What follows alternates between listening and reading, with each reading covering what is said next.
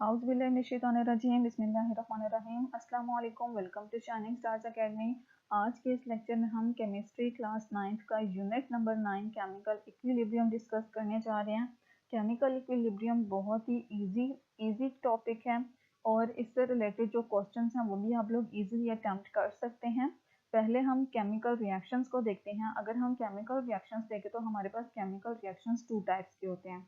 एक होते हैं इरिवर्सिबल और दूसरे होते हैं रिवर्सिबल। ठीक है, इरिवर्सिबल रिएक्शंस वो रिएक्शंस होते हैं कि जब रिएक्टेंट्स एक बार प्रोडक्ट्स में कन्वर्ट हो जाएं तो वापस हमें रिएक्टेंट्स नहीं दे सकते। ठीक है, और मतलब वो रिवर्स नहीं हो सकते, हम प्रोडक्ट से रिएक्टेंट्स वापस नहीं ले सकते। इस तरह के रिएक्शंस को हम क्या बोलते हैं? Irreversible reactions.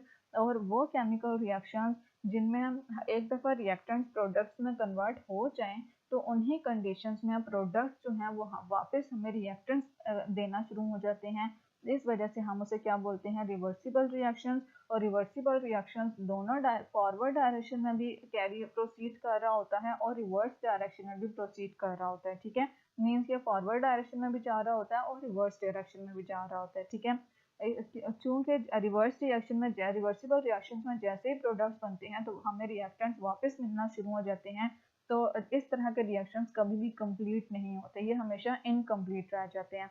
इस वजह से हम इनको क्या बोलते हैं? Incomplete reaction, never go to completion. और इरिवर्सिबल रिएक्शन एक हमें रिएक्टेंट्स प्रोडक्ट्स दे देते हैं, प्रोडक्ट्स वापस रिएक्टेंट में कन्वर्ट नहीं होते, इस वजह से हम इन्हें क्या बोलते हैं? Complete reactions. ठीक है, और रिवर्सिबल रिएक्शंस को हम सिंगल हेडेड एरो से डिनोट करते हैं और इरिवर्सिबल रिएक्शंस के लिए हम डबल हेडेड एरो यूज करते हैं। ऐसे भी यूज कर सकते हैं और बाज़ औक़ात हम हाफ हेडेड एरोज यूज करते हैं फॉरवर्ड और हाफ हेडेड ही रिवर्स डायरेक्शन में। ठीक है, तो ये आप लोगों का थोड़ा सा ब्रीफ सा इंट्रोडक्शन था केमिकल रिएक्शंस के बारे में।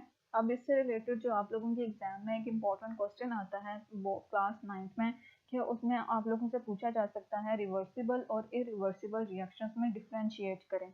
ठीक है, रिवर्सिबल रिएक्शंस को इरिवर्सिबल रिएक्शन से हम डिफरेंशिएट कैसे कर सकते हैं? ठीक है, तो पहले हमारे पास क्या है? Reversible reactions.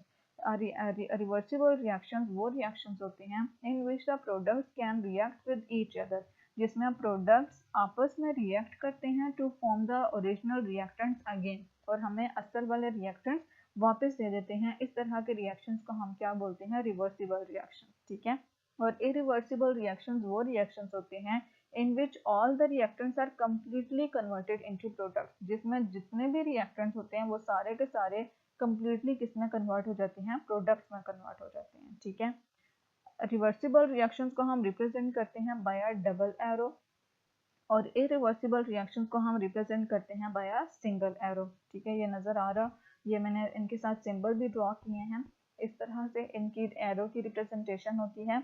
It proceeds in forward as well as in backward direction. ठीक है, क्योंकि जैसे ही रिएक्टेंट्स प्रोडक्ट्स में कन्वर्ट होते हैं तो प्रोडक्ट सेम कंडीशंस के अंडर हमें रिएक्टेंट्स वापस देना शुरू हो जाते हैं। तो इस वजह से ये फॉरवर्ड डायरेक्शन में भी जा रहा होता है और बैकवर्ड डायरेक्शन में भी जा रहा होता है। लेकिन यहाँ पे क्या होता है? रिएक्टेंट्स जस्ट प्रोडक्ट्स में चेंज होते हैं। इस वजह से ये जस्ट किस में ट्रांसफॉर्म होता है, किस में प्रोसीड करता है? फॉरवर्ड डायरेक्शन में प्रोसीड करता है, बैकवर्ड डायरेक्शन में प्रोसीड नहीं कर सकता। ठीक है, and equilibrium is established between reactants and products. Reversible reaction में हमारे पास इक्विलिब्रियम एस्टैब्लिश हो जाता है। इक्विलिब्रियम वो कंडीशन होती है जहाँ पे जिस तेजी से प्रोडक्ट्स बन रहे होते हैं उसी तेजी से जो प्रोडक्ट्स है वो डिकम्पोज होकर हमें रिएक्टेंट्स वापस दे रहा होता है। तो फॉरवर्ड रिएक्शन और रिवर्स रिएक्शन दोनों के रेट्स सेम होते हैं, उस वक्त हम बोलते हैं कि दोनों के बीच में इक्विलिब्रियम एस्टैब्लिश हो गया है। ठीक है, लेकिन इरिवर्सिबल रिएक्शंस के केस में इक्विलिब्रियम कभी भी एस्टैब्लिश नहीं होता। Equilibrium never established. ये बहुत इंपॉर्टेंट एमसीक्यूज में आप लोगों से पूछा जाता है कि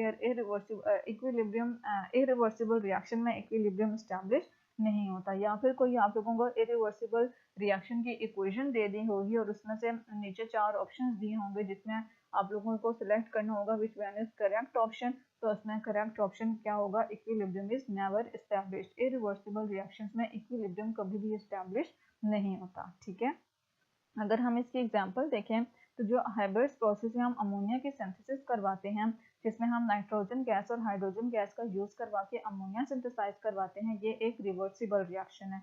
ठीक है, नाइट्रोजन और हाइड्रोजन हमें अमोनिया देते हैं और सेम कंडीशन में अमोनिया डिकम्पोज होकर हमें नाइट्रोजन और हाइड्रोजन वापस दे रहा होता है। तो ये हमारे पास एक रिवर्सिबल रिएक्शन है।